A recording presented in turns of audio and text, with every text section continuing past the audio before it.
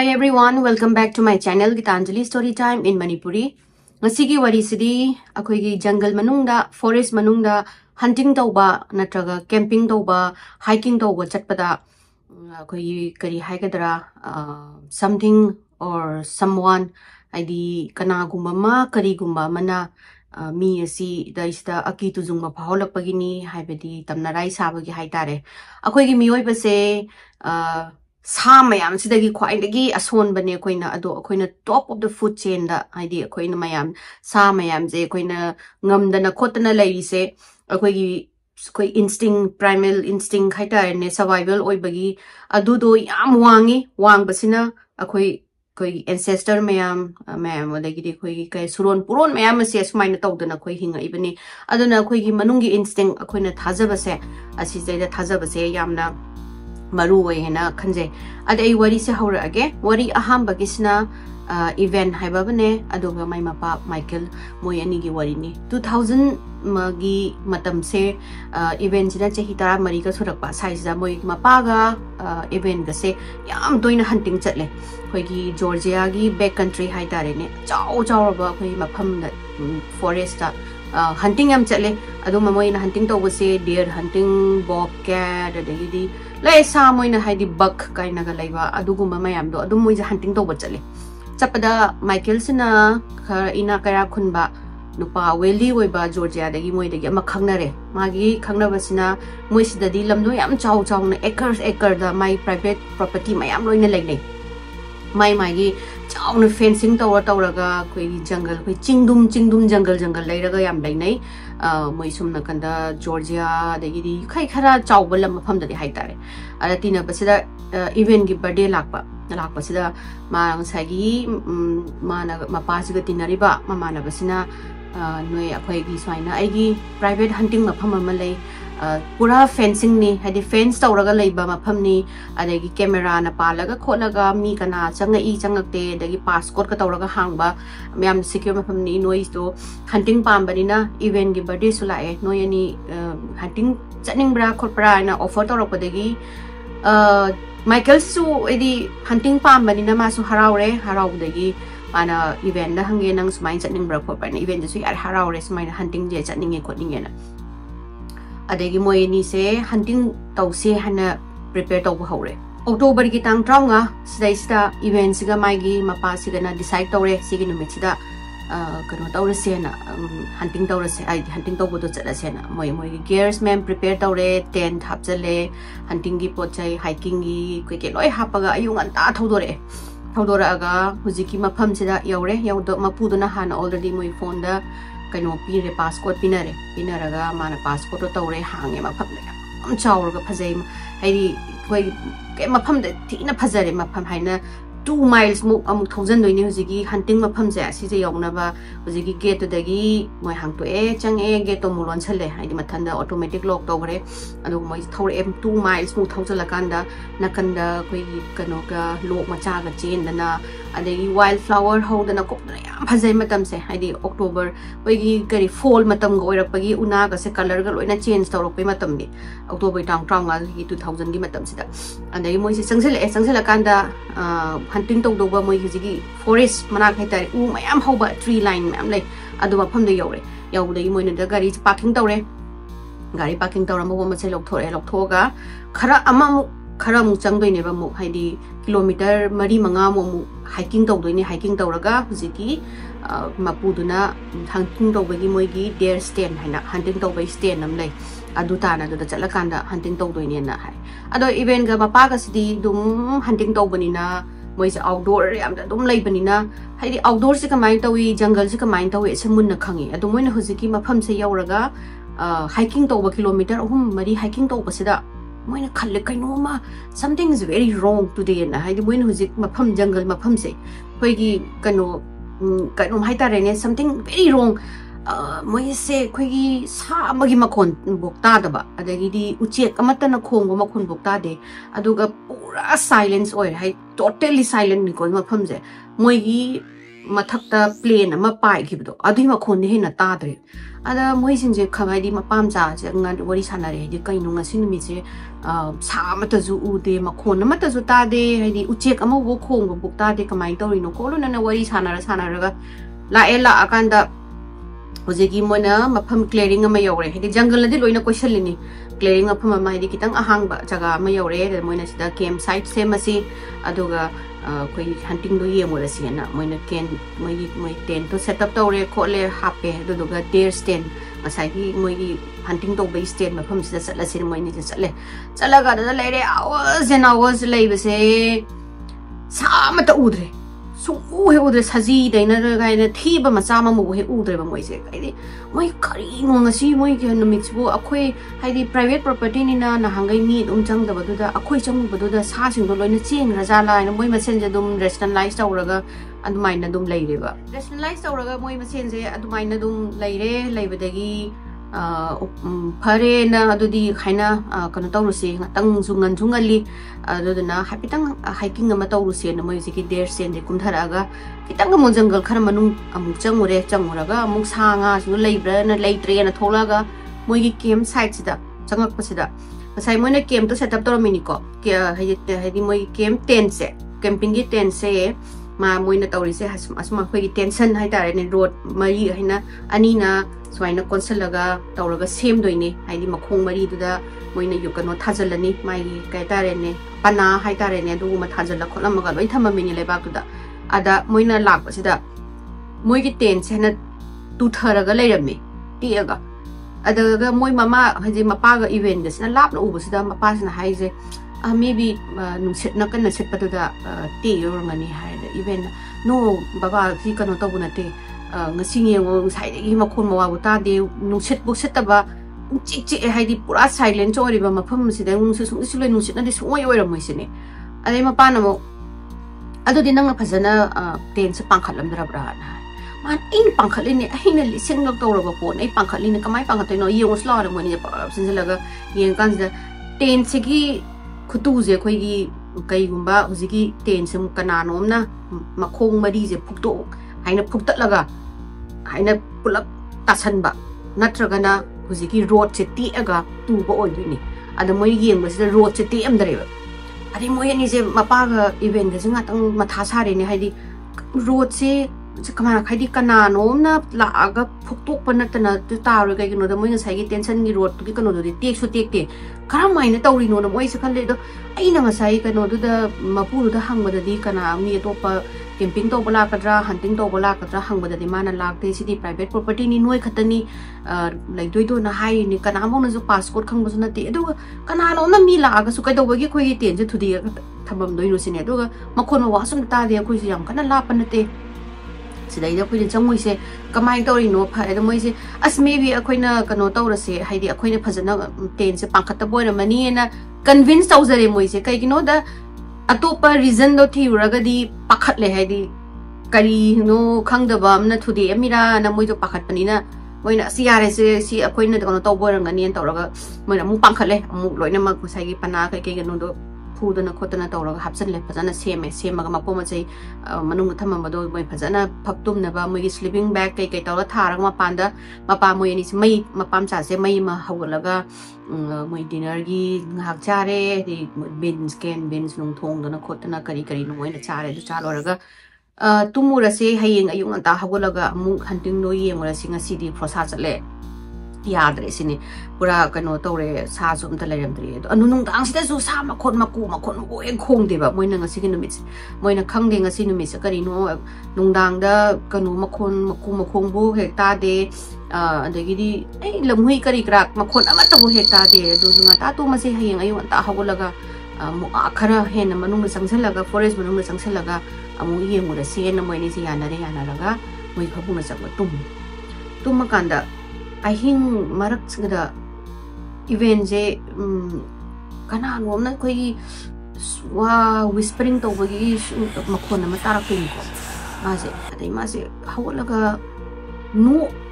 bagi makhon ma so ta ba ma se ma mi kap thola ga ma se bu mang la hara ne ji ki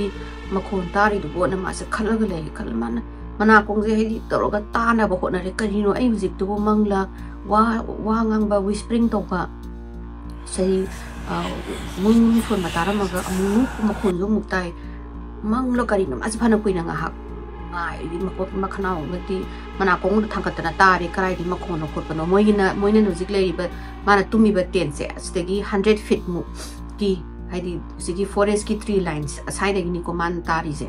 adegi ngai bes makhon an ta direct pura total silence am moi nungdang se pura di kanu tin makhon tan hena ta dai moi adegi yen sina ai mangoi na ma da ai tum dhara yena ma je tum dhaga pung ahum mari ma lairaga amu ma se hagula pa handak tin nupa ma ai mi man no pa hi makhon se kan no khale ene no khla pa ma pa la hola ka mana yenga kai mapas pa da hagula ra mi man mapas yeng sa mapas hagula mapas na sain tawra le mana kai no hang mana khoi lu makhon ju khoi gi nong dang gi kanambok sang makhon ta da mi na moi ani na mung son si bok ta makhon se au na tai ba adagi mu hujiki mi je mu haji kari mi ra kari no khangdi sara mi ra kai no hang da amu ha ta ba mu nok le ini nok la aga he ta moi ten ki manak ki du dong long na ne chin salak ni event di pakatra mapa se pa mai ni ka no se mapa ra ga pai ni ma ni mit le ga ni mapa du na moi hunting ki rifle do pai ra ga ma se mi mana ka yong ni mai na mai ko na tong na ni do ga chela aga moi ki tens de ki manak sida ai dai moi ki campfire mai ka wei manak sida chap lepa ga hangar handa chat le ya dai ka event gi mapa Michael jina ai si bo thong ai si bai kan hai di hang to azira ka hang to ga nung mai si taw na ga confirm taw na ra si kari no si bo na ma ju ki ra bani ko hai ki mandana mapa ji ma sa do yaw ri mi na aso ka pan thok ka dai na ki ni ko ma ju na tin si gi zipper je pai ki he tong sama taw ka mu nok san le ne nu aga mu je la ga na ma nang sai gi mapa si na si nang si ai si na ma na tin si gi chin zipper je apara ki tang pap tak long pai ba se nu ko cha khang tok tok khari habdi hujik ma pan da le ri ba pochina manung de gi mi je hagut la ga thong hang kan no do moi gi chen je hang to rok to re hai je khang tu mi chap lep khare ma pa ji jo sai tu nu ko to lep khi ba du da ma chu chin da ma khu chi pai ra ga nong mai sin na kan dam da pai ni ko ma chu lep ga hang tok sira hang to sira taw le re adagi muru so le hai di moi ama ani ga lai ba gi type da adagi di event di kan sina sai event jina ne ma pa si da dari kai no onan ban hang su ma pa si hang no la ai khoi na ngang ba je moi khang nge lai di ba pot se ngai ko to da gi di ma le pa ma ga mo bai moi ma sen ju moi sai game ki round da ma khom na sak gi ma khon ju ta ra kan da sai gi ma pa si di nong mai gi moi gi rifle kapam dai ka to mo sin do madugi lok to bagi ching ga chen ja hang to ke to basida moi sai jungle li manung si to chen gre mo si ki ka no se po si no mi no po se chen ki bidagi ma pa je ju hang to te chen ki ching thar bani ko nong mai ju ready de lai ra bani kap to gi ma se tang so ma sa je kon thara ga mana kari no si ki do mana ba ai do jungle manung da chen gi ba ma le si ni an si gi position da smai na chen da pa ra ga nong mai gi position je ma pa si ga event ji ga pung ani bu adumai na tawga haidi thong ja hang tok sira khanga ga leire adhi man hai je private property ne asigi mapham je kan ambong na khang bana te post ko na tana changba ya busna te fencing dawra ga leire mapham ji da mapu du na su kan ambok like te noi khatani na hai re ji da kari koina ngai ra ga last ma ko to chin no chingkhat la ga chin gi machin na ni du da ka hang to la ju khola jo na pai ra ga nume nungdang siba tum da bida lele nungsa tholak pa ngai re degi nungsa juna full tholak pa kan da moi ani je sung tum da na hawgot le mapo ma chai hapchale pom chai hapchalaga moi chele ga moi mapo truck hapchale duga ꯍꯧꯖꯤꯛꯀꯤ ꯃꯐꯝꯁꯤꯗꯒꯤ ꯊꯣꯛꯈ꯭ꯔꯦ ꯊꯣꯛꯑꯒ ꯃꯥꯅ ꯃꯄꯨꯁꯤꯗ ꯍꯥꯏꯔꯦ ꯁꯨꯃꯥꯏꯅ ꯇꯧꯕꯤ ꯈꯣꯠꯂꯤ ꯀꯅꯥꯅꯣꯅ ꯂꯥꯛꯑꯝꯃꯒ ꯁꯨꯃꯥꯏꯅ ꯇꯦꯟꯗꯣ ꯊꯨꯗꯦꯛꯑꯝꯃꯦ ꯑꯗꯨꯏ ꯃꯇꯨꯡꯗ ꯅꯣꯛꯑꯒ ꯃꯣꯏ ꯑꯅꯤ ꯑꯃꯨꯛꯒꯨꯝꯕ ꯁꯨꯕ ꯃꯥꯜꯂꯦ ꯀꯔꯤꯅꯣꯗꯤ ꯈꯪꯗꯦ ꯈꯣꯠꯇꯦꯅ ꯇꯧꯕꯗꯤ ꯃꯄꯨꯗꯨꯅꯁꯨ ꯀꯅꯥꯝꯐꯥꯎ ꯂꯩ ꯀꯩꯅꯣ ꯑꯩꯈꯣꯏꯅ ꯀꯩꯅꯣ ꯇꯧꯔꯒ ꯃꯣꯅꯤꯇꯔ ꯇꯧꯕꯗꯨꯗ ꯌꯦꯡꯉꯤ CCTVꯗ ꯅꯣꯏ ꯈꯛꯇꯅꯤ ꯆꯪꯈ꯭ꯔꯤꯗꯣ ꯑꯩꯈꯣꯏ ꯀꯩꯅꯣꯁꯤꯗ ꯑꯗꯨꯒ ꯐꯦꯟꯁꯤꯡꯅꯤ ꯐꯦꯟꯁꯤꯡ ꯃꯅꯨꯡꯗ ꯋꯥꯡꯅ ꯐꯦꯟꯁꯤꯡ ꯇꯧꯔꯤꯅꯤ ꯀꯗꯣꯝꯗꯒꯤ ꯆꯪꯉꯛꯇꯣꯏꯅꯣ ꯀꯅꯥꯝꯐꯥꯎ ꯅꯠꯇꯦ ꯈꯣꯠꯇꯦꯅ ꯍꯥꯏꯔꯦ ꯕꯠ ꯅꯣꯕꯗꯤ ꯅꯣꯁ ꯍꯧꯖꯤꯛꯐꯥꯎ ꯀꯩꯅꯣ ꯈꯪꯗꯦ ꯃꯣꯏꯁꯨ ꯊꯦꯡꯅꯈꯤꯕ ꯃꯐꯝꯗꯣ ꯍꯧꯖꯤꯛꯀꯤ ꯄꯣꯠꯇꯣ ꯀꯔꯤꯅꯣ ꯃꯤꯔ ꯂꯥꯏꯔ ꯁꯥꯔ ꯀꯔꯤꯅꯣ ꯈꯪꯗꯕꯗꯒꯤ ꯍꯟꯇꯤꯡꯁꯦ ꯃꯣꯏꯁꯦ ꯆꯍꯤꯗꯨꯃ ꯍꯟꯇꯤꯡ ꯇꯧꯗꯦꯅ ꯑꯗꯨꯃꯥꯏꯅ ꯍꯥꯏ ꯑꯅꯤꯁꯨꯕ ꯋꯥꯔꯤꯁꯤꯅ ꯁෑꯝ ꯍꯥꯏꯅ ꯅꯨꯄꯥ ꯑꯃ ꯆꯍꯤ 13 ꯁꯨꯕ ꯅꯨꯄꯥ ꯃꯥꯁꯤꯁꯨ ꯑꯩꯈꯣꯏꯒꯤ ꯍꯥꯏꯀꯤꯡꯒꯨꯝꯕ ꯄꯥꯝꯕ ꯌꯥꯝꯅ ꯑꯥꯎꯠꯗꯣꯔ ꯌꯥꯝ ꯄꯥꯝꯕ ꯌꯥꯝꯅ ꯍꯥꯏꯗꯤ ꯃꯁꯥ ꯃꯎ ꯐꯕ ꯀꯩ ꯍꯥꯏꯇꯥꯔꯦ ꯅꯨꯄꯥ ꯃꯆꯥ ꯑꯃꯅꯤ ꯃꯥꯁꯤꯅ ꯃꯉꯣꯟꯗ ꯊꯣꯛꯇꯣꯏꯕ ꯊꯧꯗꯣꯛꯁꯤꯅ ꯑꯦꯄ꯭ꯔꯤꯜꯗ ꯊꯣꯛꯇꯣꯏꯅꯤ 2020 ꯁꯤꯗ ꯑꯗ ꯃꯥ ꯍꯧꯖꯤꯛꯀꯤ ꯃꯐꯝꯁꯦ ꯃꯥꯅ ꯆꯠꯇꯣꯔꯤꯕ ꯍꯥꯏꯀꯤꯡ ꯇꯧꯗꯣꯏꯕ ꯃꯐꯝꯁꯦ ꯁꯨꯄꯔꯁꯇꯤꯁꯤꯌꯁ ꯃꯥꯎꯟꯇꯦꯟ ꯍꯥꯏꯅ ꯈꯪꯅꯩ ꯁꯨꯄꯔꯁꯇꯤꯁꯤꯌꯁ ꯍꯥꯏꯔꯤꯁꯦ ꯃꯣꯏꯅ ꯀꯩꯒꯤꯅꯣꯅ ꯃꯃꯤꯡꯁꯦ ꯀꯃꯥꯏꯅ ꯊꯣꯟꯈ꯭ꯔꯤꯅꯣ ꯍꯥꯏꯕꯗ ꯍꯧꯖꯤꯛꯀꯤ ꯃꯐꯝꯁꯦ ꯍꯥꯏꯀꯤꯡ ꯃꯐꯝꯗꯤ ꯌꯥꯝꯅ ꯅꯨꯡꯉꯥꯏꯕ ꯑꯗꯨꯗꯨꯒ ꯃꯤꯁꯦ ꯌꯥꯝꯅ ꯃꯤꯁꯇꯦꯔꯤꯌꯁ ꯑꯣꯏꯕ ꯃꯑꯣꯡꯗ ꯍꯦꯛꯇ ꯁꯤꯔꯝꯕ ꯍꯥꯏꯀꯤꯡ ꯆꯠꯈ꯭ꯔꯒ ꯇꯨꯔꯤꯔ ꯀꯔꯤꯅꯣ ꯈꯪꯗꯅ ꯁꯤꯔꯝꯕ ꯀꯦꯝꯄꯤꯡ ꯆꯠꯈ꯭ꯔꯒ ꯍꯦꯛꯇ ꯃꯥꯡꯈꯤꯕ ꯃꯤ ꯃꯥꯡꯈꯤꯕ ꯊꯤꯕ ꯐꯪꯗꯕ ꯑꯗꯨꯒꯨꯝꯕ ꯅꯦꯁꯅꯦꯜ ꯀꯩꯅꯣ ꯄꯥꯔꯛ ꯑꯃ ꯐꯣꯔꯦꯁ ꯄꯥꯔꯛ ꯑꯃꯅꯤ ꯑꯗꯣ ꯍꯧꯖꯤꯛꯀꯤ ꯅꯨꯄꯥ ꯁෑꯝꯁꯤꯗꯤ ꯃꯥꯗꯤ ꯌꯥꯝꯅ ꯇꯣꯏꯅ ꯍꯧꯖꯤꯛꯀꯤ ꯃꯐꯝꯁꯦ ꯆꯠꯂꯦ ꯑꯗꯨꯅ ꯃꯥꯗꯤ ꯀꯤꯕꯤꯗꯦ ꯃꯐꯝꯗꯣ ꯃꯥꯅ ꯑꯣꯜꯃꯣꯁ ꯑꯅꯝꯕ ꯂꯣꯏꯅ ꯀꯚꯔ ꯇꯧꯕ ꯉꯝꯗ꯭ꯔꯁꯨ ꯂꯝꯕꯤꯗꯣ ꯃꯥꯅ ꯇꯣꯏꯅ ꯆꯠꯄꯅꯤꯅ ꯃꯥꯅ ꯈꯪꯕꯅꯤꯅ ꯃꯥꯗꯤ ꯑꯗꯨ ꯃꯐꯝꯗꯨꯗ ꯑꯗꯨꯝ ꯆꯠꯂꯦ ꯑꯗꯣ ꯍꯧꯖꯤꯛꯀꯤ ꯃꯐꯝꯁꯦ ꯑꯦꯔꯤꯖꯣꯅꯥꯗ ꯂꯩ ꯑꯗꯨꯒ ꯃꯤꯁꯤꯡꯁꯦ ꯑꯁꯤ ꯃꯐꯝꯁꯦ ꯆꯪꯕꯁꯦ ꯌꯥꯝꯅ ꯀꯤꯅꯩꯌꯦꯕ ꯑꯅꯝꯕꯅ ꯑꯗꯨꯒ ꯂꯣꯀꯦꯜꯁꯤꯡ ꯑꯗꯥꯏꯗꯗꯤ ꯆꯠꯇꯦꯕ ꯍꯥꯏꯗꯤ ꯈꯔ ꯀꯩꯅꯣ ꯇꯧꯏ ꯃꯤꯁꯇꯤꯔꯤꯌꯁ ꯑꯣꯏꯕ ꯊꯧꯗꯣꯛ ꯊꯣꯛꯏ ꯑꯗꯒꯤ ꯃꯤ ꯌꯥꯝꯅ ꯀꯩꯅꯣ ꯇꯧꯔꯒ ꯃꯥꯡꯉꯤ ꯈꯣꯠꯂꯤꯒ ꯍꯥꯏꯕꯒꯤ ꯂꯣꯀꯦꯜꯗꯤ ꯆꯠꯇꯦ ꯑꯗꯣ ꯃꯥꯗꯤ ꯍꯧꯖꯤꯛꯀꯤ ꯃꯐꯝꯁꯦ ꯌꯥꯝ ꯅꯨꯡꯉꯥꯏ ꯈꯣꯠꯂꯦꯅ ꯃꯃꯥꯟꯅꯕ ꯑꯃꯒ ꯃꯣꯏ ꯑꯅꯤꯁꯦ हाइकिंग तौबगी वीकेंड से हाइकिंग तौनबगी वरी सानबसिदा लास्ट मिनिट ममानबसिना मा Chatap ngamaroy masa ngamdre khotre hare adagi sam se khali chatsira aisibu chatsira chaloisira ina ma se dum nga wakhan tawramaga achalurage da ina dum chapadu bu ayung anta ai khara nganna chakhraga aduga nganna hiking tawraga ma moine loop ama lei 8 miles ki loop ne hai hujigi kano sida ching manungi superstitious mountain jigi se changaga loop se koi gi lorega lake ama lei duni mayai sida hujigi loop se amu kano se nong sida 4 miles mu karaga adada mu camping tawraga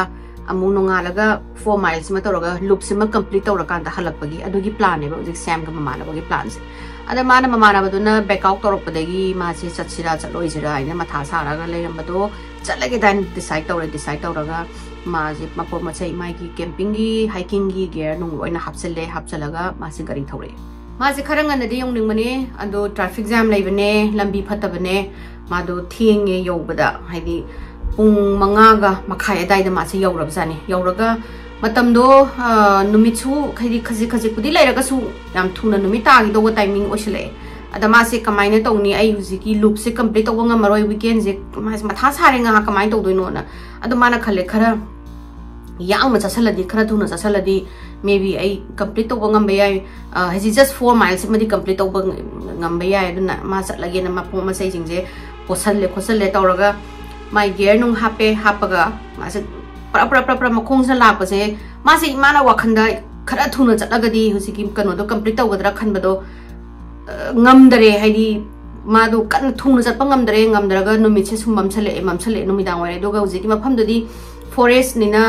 uwa mayam hobani na numit kitang tarakpada mammi nga taramne mamsale ma je flashlight amade hena di parakte mamsalaga mana chatlingai ma je tusan gi taweba tusan gi tawje ma turo doga turamadi makhonga ti ega ma je makhonga je khoi gi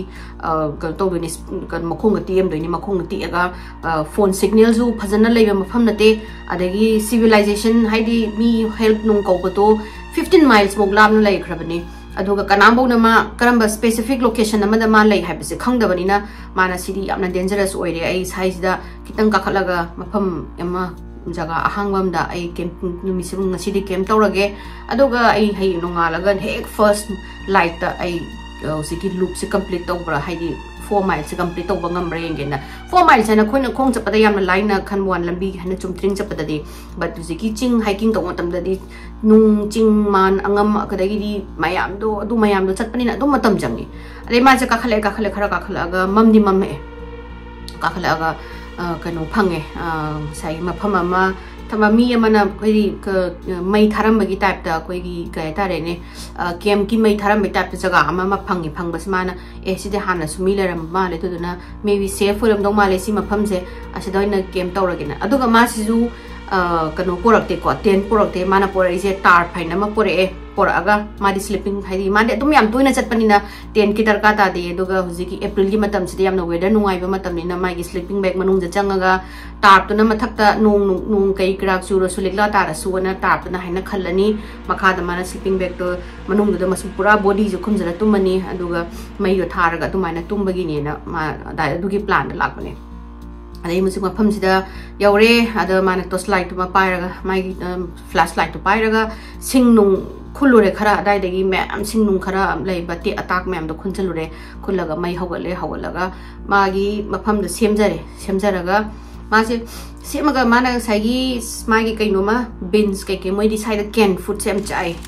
kano ji camping go ma chapaje dum ngak mai da kokta ji tin ki kokta da sahalaga ngak chabasan चाबसida चान थम ना मंगोदा कइनो मयाम ना हाइनदब feeling अमा फावरे हाइदि कनानो ना माजे येंगे somebody is watching me ना मंगोदा कइनो मा फावर हाइदि कइनो फावरगा माजे साइना कोइ मै साइ उ थ्री लाइन सिंग जुदा कोइ येंगे अदो उजिकी मै थाबनिना अखोइना मै थार कांदा येंबसे लोइनमक लापना उबा फंगोइबा कोइ मै दुगी कइनो दुना मै दुना maybe 5 feet mo ugani adudagi hen u phangoi aduga torch gumana kapaga yengaga budi hedi hujigi tree line ke ken mana ke sanga laira su khotla su lairamba ya edu yengba ya edu daga mai tharaga di u phangde ba noi mayam je mai tha matam lap na mi su u da bani just anak pada hen u phangdam ne da ma su mai do bung sa ga na thonga ga sarami bani na ma si kaino ma khangde haidi mangonda karino ma kanano um laibra ma sai mai flashlight to pairaga sai u laiba u me u marak sida yen do ni kaino aina sa gumbaga kano la sa la kholabra ma se koi ngengaga leire nga hak leire ga wakhan tawni ngai sida khangau na magi mana phammi ba jaga sida marble muk chaw nung ma hekta paira tok long tarak te ma khong manak ta ma cha khapre khangye khangaga kaino ro jiki to de na mana khalo mana nga sai mi mana mango kana gumamna ma si yengi na khanbaga hujiki nung tarapoduga hekta ma di connect tawraga ma to massage jing lawga kanum tawre ba hidi kaino ne sai to slide pa ra ko ngi di karino khopno to kaino so isi bona ada makhon manung do moi gi wrestling hai tare ni na akang bada stroke sakti sum ta ba khaga ado si yam lapna ta bani na mana adoki matik hai adok thina khanjaludre haidi maybe sai da sam chama su leiba orangani na doisu mana sai nung thomak do ma manung khalle mana as aina ma ju ko ina khanna khanjan boira mani da maybe udagi nung amaga pallaga tarakpa natraga na mana ga sai makhong na kitang soidana kaur do tarak orangani na masana maje mathanda si je haijara convince tawjareba kaino da ma mi atopam na thomai haraga di ma di pura haidi kanu ma pakhatoni mathanda ga leire aduga mayu kenu ching manung da laibanina kainum thoodina adu khangde dumai mathanda ching manung da chali sisu angak pani yam chatle ai sidai da moi US masa moi angau basing se dagi jing ji hai mathanda hiking chatla no mini ni humni chapisi am tawe aduni masu asigi mafam da dumai na dum na dum chatpa mafam ni mana khangbani na chatlu bani adai ma se phare ai ngahak ngai rame makhon mawa tabra na kaim ta tre dagi sam je na tummage hai nganta ha ko toini na mai sleeping bag manung je change mai flashlight na mai mana ka thamame adu doga mai ma tungraga nga hak le kan sida mas makeup thola hantak side ta khoi gi mangon na massage kanu ma mi kaino mana something or someone hai je si ma je yingam lummaga leire yenga leire haiba je ta ma je phau je ahamba phauram ma degi ta ma je triple the 4 times 5 times je na power ga ma je hago ga ma na ka no sai kanu to ai si so ai smai no haidi kanu to si bona do mamzo mammi do ga mai do di musi khaga thari ko na kanda mai fire game to de ana ma na yeng si da sro na ma ko ni ta ba de ma je jing laur hago la mai flashlight to na yeng ge na thi ba je mai flashlight ma na mai na kana thama mini ko to mam nai da yin ma ba se mai ma sai ge torchlight su leiram dre ni ꯂꯩꯔꯝꯗꯕꯗꯩ ꯃꯥꯅ ꯀꯩꯅꯣ ꯑꯩ torch ꯂꯥꯏꯠꯇꯣ ꯀꯥꯏ ꯆꯠꯈ꯭ꯔꯒꯦꯅ ꯍꯥꯏꯅ ꯍꯧꯒꯠꯂꯒ ꯌꯦꯡꯉꯤꯉꯩꯁꯦ ꯃꯥꯒꯤ ꯃꯃꯤꯠꯀꯤ ꯅꯥꯀꯟꯗ ꯃꯩ ꯑꯃ ꯎꯏ ꯃꯥꯒꯤ ꯍꯧꯖꯤꯛꯀꯤ ꯀꯦꯝꯞꯀꯤ ꯐꯥꯏꯌꯔ ꯂꯩꯔꯤꯕ ꯁꯤꯗꯒꯤ ꯐꯤꯠ 5ꯃꯨꯛ ꯆꯠꯂꯒ ꯃꯥꯒꯤ ꯇꯣꯔꯆ ꯂꯥꯏꯠꯁꯦ ꯇꯥꯔꯒ ꯂꯩꯔꯦ ꯃꯥꯁꯦ ꯍꯥꯏꯅ ꯌꯦꯡꯉꯒ ꯀꯩꯅꯣ ꯑꯩꯅ ꯇꯨꯝꯃꯝꯗꯥꯏꯗ ꯇꯣꯔꯆ ꯂꯥꯏꯠꯁꯦ ꯑꯩꯒꯤ ꯏꯅꯥꯛꯇ ꯂꯩꯍꯧꯔꯤꯅꯦ ꯑꯩ ꯅꯥꯛꯇ ꯊꯝꯃꯝꯃꯤꯅꯦ ꯑꯩꯅ ꯍꯧꯒꯠꯂ ꯑꯩꯅ ꯌꯥꯋꯣꯟꯕꯗ ꯂꯪꯕꯒꯨꯝꯕ ꯑꯗꯨꯁꯨ ꯑꯩꯗꯤ ꯑꯣꯏꯊꯣꯛꯇꯦ ꯅꯠꯇ꯭ꯔꯒ ꯀꯅꯥꯅꯣꯝꯅ ꯂꯥꯛꯑꯒ ꯑꯩꯒꯤ ꯐ꯭ꯂꯥꯁ ꯂꯥꯏꯠꯁꯦ ꯂꯧꯊꯣꯛꯑꯒ ꯑꯩꯒꯤ ꯃꯅꯥꯛꯇꯒꯤ ꯂꯧꯔꯒ ꯑꯩ ꯅꯥꯛꯇ ꯆꯪꯉꯛꯑꯝꯃꯒ ꯂꯧꯔꯒ ꯊꯝꯕ ꯅꯠꯇꯅ ꯀꯅꯥꯅ ꯑꯣꯏꯗꯣꯏꯅꯣꯅ ꯃꯥꯁꯦ ꯑꯗꯥꯏꯅ ꯈꯜꯂꯛꯄꯗꯒꯤ ꯄꯣꯛ ꯂꯥꯎꯅ ꯍꯧꯒꯠꯂꯒ ꯃꯥꯁꯦ ꯀꯤꯃꯟꯅ ꯑꯣꯒꯦ ꯇꯧꯔꯦꯕ ꯍꯥꯏꯗꯤ ꯀꯤꯕꯁꯦ ꯍꯦꯟꯃꯟꯗꯅ ꯃꯥ ꯀꯩꯅꯣꯅꯣ ꯅꯨꯡꯗꯥꯡꯁꯦ ꯇꯧꯔꯤꯁꯦꯅ ꯑꯗ ꯃꯥꯁꯤꯅ ꯐ꯭ꯂꯥꯁ ꯂꯥꯏꯠꯁꯦ ꯂꯧꯕ ꯆꯠꯄꯁꯦ ꯆꯠꯁꯤꯔ ꯆꯠꯂꯣꯏꯁꯤꯔ ꯈꯟꯕꯁꯦ ꯃꯥꯏ ꯃꯀꯣꯛꯁꯤꯗ ꯏꯟꯁꯇꯤꯡꯗ ꯐꯥꯎꯔꯛꯑꯦ ꯍꯥꯏꯗꯤ ꯁꯤꯁꯦ ꯁꯣꯏꯗꯅ ꯇ꯭ꯔꯦꯞ ꯑꯣꯏꯔꯝꯒꯅꯤꯅ ꯀꯔꯤꯒꯨꯝꯕ ꯑꯃꯅ ꯀꯅꯥꯒꯨꯝꯕ ꯑꯃꯅ ꯁꯣꯏꯗꯅ ꯑꯩꯁꯦ ꯁꯤꯒꯤ ꯀꯦꯝꯞ ꯁꯥꯏꯠꯇꯒꯤ ꯊꯣꯛꯂꯛꯅꯕ ꯃꯩ ꯊꯥꯔꯤꯕ ꯑꯁꯤꯗꯒꯤ ꯊꯣꯛꯂꯛꯑꯒ ꯇꯣꯔꯆ ꯂꯥꯏꯠꯁꯦ ꯄꯥꯏꯅꯕ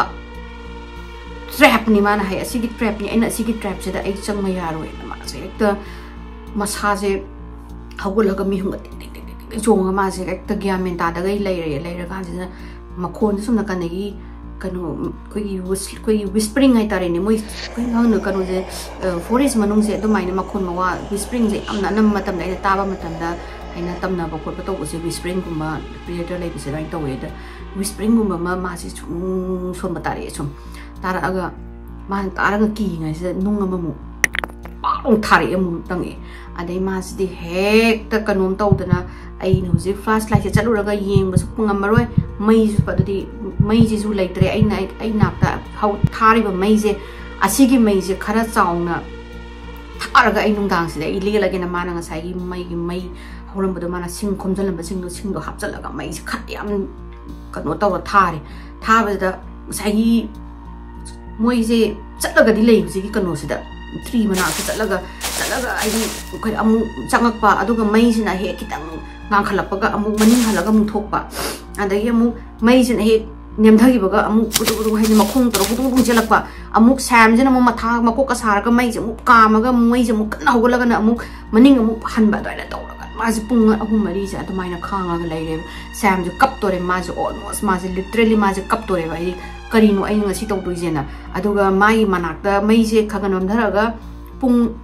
अहिंगी पुंग अहुम तारकपा नोंगालमदाई हाइगद्रा अहिंग हाइगद्रा तारकपा साइजदि माईगी सिंगजे लोइसले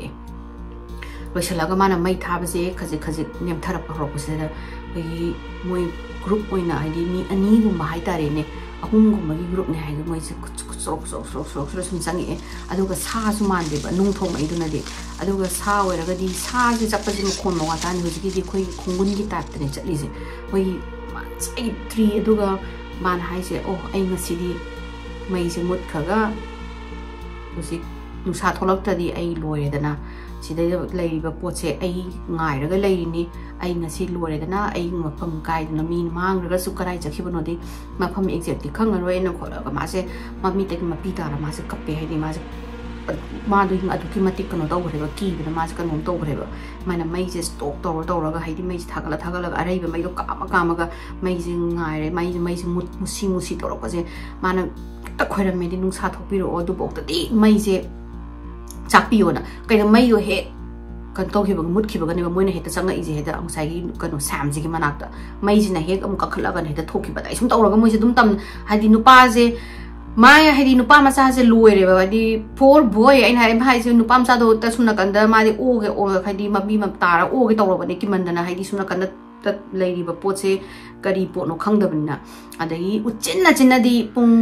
मरीगा तारको सिबोक्ता मारन मैजे कनो थाबीरगा थम्मे हाइदि मैदो चाए ले चानबी चांदना लबाना खोरमेबो गरो लाइदो अदगी नुंसा थोलकपसिदा नुंसा थोलगा हुजिकी ट्री लाइन मोइना हुजिक लैरिबा हुजिकी सारा करीनो खंगदबा मीरा सारा लाइरा खंगदबा लैरिबा ट्री लाइन सिदा नुंसा जिकी मंगान जे चंगपगा मोइसे मनिंग कोदो हनग्रगा नुंसा फुल थोलपगा मनुंग द फॉरेस्ट मनुंग द चेंजन गरे हुजिकी पार्टी जे गनोसे हुजिकी पोचे अदगी सैमजेंग ngaira माजे सोर्स होंतो मपो मसै से हापचलगा माजिना आई मसिगी लुक से कंप्लीट तौ ngamaरो आई युम योंदो आई चेलगे आई सुंगम ngamaरो आई कईगुंबा आइना मु ngasi मु hiking तौरगा लेरमदि Moina I तानारगा लेरमदि ai amuk soiba tare na Sam jino manung kantor ko mako masayo maka masa hot na chele aga gari manung chung jala phammaga maning yeng da mana 20 miles mo sole lepta na mana gari se thore aga gas station amada kumaga man moyuziki gas station da pocha yo le banu pa da sangaga ising tapiyo ising thaka kola tawre mana kadawragi kolagi na nupa do na hangba jani mana is maina chalu bane na basigi mountain saida anungdang da saina khangde group of kana gumna ai gumda smaina tawre khole terrorize tawi khole tawin tawrakan da luzi no pas lokelo chani mana nang khangdabra singma bisku mai chingji gi maming je khoina superstitious mountain na thole je sida mysterious oiba creature khoina khangba ngamdaba uba ngamdaba pot leibani aduduna hiker adagi camper khoigi camping to bala ko khotpa jingje mysteriously manggiba thiba phangdaba siba am tawni khotpani aina haiba jani adagi masina hoi khangi I think I made the wrong decision ai imana ba thuga la amasu phadongni har maga ma tholaga mana mai gari cha kakhat ki tawbusida thongnau jigi da upun thangbudo thongnau jigi upun thangbagi maning sida sleep well question mark taraga ileramiba arman haise ai ngarang mi da khangde ma haise koi mi da lai ra mi ra but sida sleep well haina irami ba potse sidi mi ni ngasai engonda nungdangda aibo terrorize sawribodo moi group orangani na mana tumaina interview daga hi Sam jina adagi ma do huziki mafam da mathanda dum chakhidare ai he never went back and daina hai ade maya ai wari se side lo sinjarage mayam na gi wari se nungai biraga di like to biramu share to biramu subscribe to biramu adadi matangi wari da mu thenare se ko mayam bye